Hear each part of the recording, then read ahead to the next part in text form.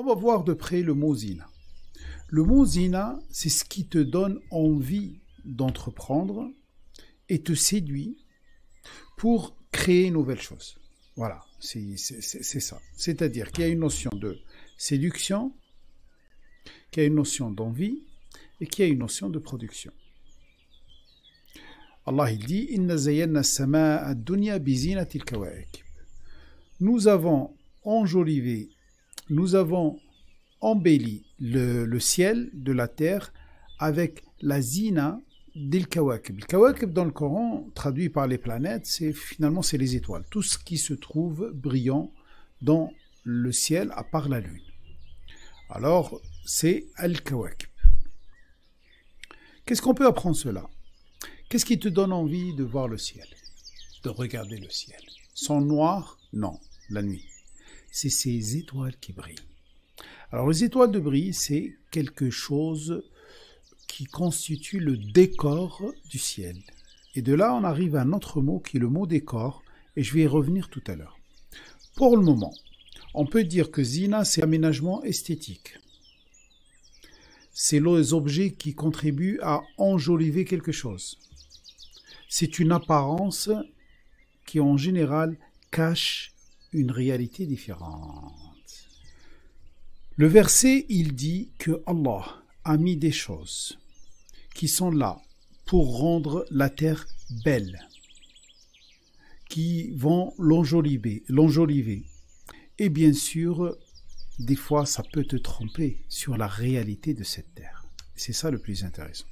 Mais de toute façon, est-ce que la zina d'Allah est interdite? C'est-à-dire profiter de ce que Allah nous a donné, profiter de tout ce qui est en plus pour embellir, pour enjoliver, etc. Est-ce que c'est autorisé ou non? Allah il dit قُلْ مَنْ حَرَّمَ زِينَةَ اللَّهِ الَّتِي أَخْرَجَ لِعِبَادِهِ. Dit qui a interdit la zina d'Allah qu'il a fait sortir pour ses fidèles obéissants. Toutes les belles choses qu'Allah a créées, c'est pour les utiliser. Toi, quand tu mets à disposition de quelqu'un dans un lieu, tu lui mets un divan bien confortable ou une chaise confortable, etc. Et lui, il laisse, il s'assoit par terre. Bah, tu vas lui dire, attends, pourquoi je t'ai donné ça, moi? Certes, zina, c'est pas l'essentiel. Zina, c'est tout ce qui est en plus. Car zina n'est pas ce qui est utile. Ça veut dire que tu peux t'en passer de zina, mais elle est importante. Car ce qui te fait plaisir, et c'est ça zina, est différent de ce qui est utile et est indispensable. Très bien. Alors la zina d'Allah, قُلْ مَنْ حَرَّمَ زِينَةَ اللَّهِ الَّتِي أَخْرَجَ لِعِبَادِهِ وَطَيِّبَاتٍ مِنَ الرِّزْقِ. Il ne faut jamais interdire cette zina. Car cette zina que Allah a mis sur terre, tout ce qui est beau, tout ce qui t'attire, tout ce qui te donne envie, te pousse vers l'excellence. Te pousse vers l'excellence. C'est ce verset. Inna ja'alna ma'al ardi zinatan laha linabluwahum ayyuhum ahsanu amala. Nous avons transformé tout ce qui est sur terre en zina, c'est-à-dire quelque chose d'enjolivé qui t'attire. Regardez la beauté qui est dans la nature ou toute autre chose. Pourquoi linabluwahum? On va les mettre à l'exercice. Ah tiens, on va les mettre à l'exercice. On va les mettre à l'épreuve. Non, c'est pas l'épreuve, c'est l'exercice.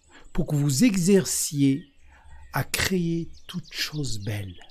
Vous imitez, vous essayez d'imiter Allah, bien sûr, puisque c'est votre modèle. Vous n'arriverez jamais à ce que fait Allah, mais ça vous pousse à aller vers l'excellence. Ayyuhumu ahsanu, le plus excellent au niveau des œuvres, au niveau des réalisations. Attention d'être induit en erreur, puisque zinat ad-dunya, c'est ça qui induit beaucoup de gens à l'erreur. Allah il dit dans Sourate Al-Kahf elle-même, verset 46, Al-mal wal-banuna zinatul hayati ad-dunya. Al-mal, c'est les biens, ce que tu as. Al-banoun, c'est tout ce que tu construis, y compris ta progéniture. C'est tout ce que tu construis. Tout ce que tu possèdes, tout ce que tu construis, c'est ça zinat al-hayati ad-dunya.